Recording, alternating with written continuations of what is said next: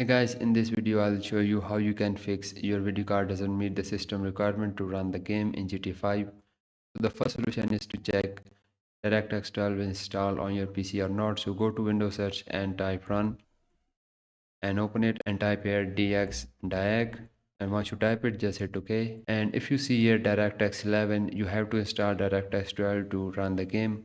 So simply close it and open up your end browser and just search for DirectX,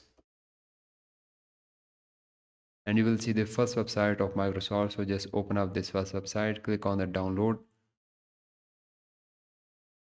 and once the setup.exe was, just open it and simply go ahead and install the DirectX 12 on your PC.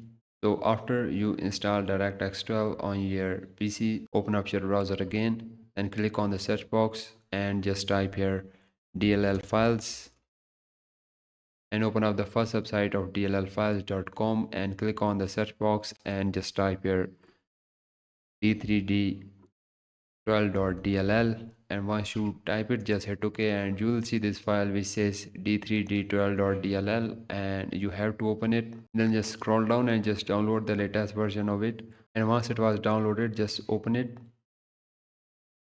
and just right click on this DLL file and just click on copy and go to GTA 5 folder and just paste it on there. So once you paste this file in your GTA 5 installation folder, then you have to restart your PC. Simply open up the game and this will definitely fix your problem. Now if your problem is not fixed after this solution, the next solution that you can try is to update your graphic drivers. So go to Windows search and type NVIDIA and open up the NVIDIA app and simply go to the drivers and simply install.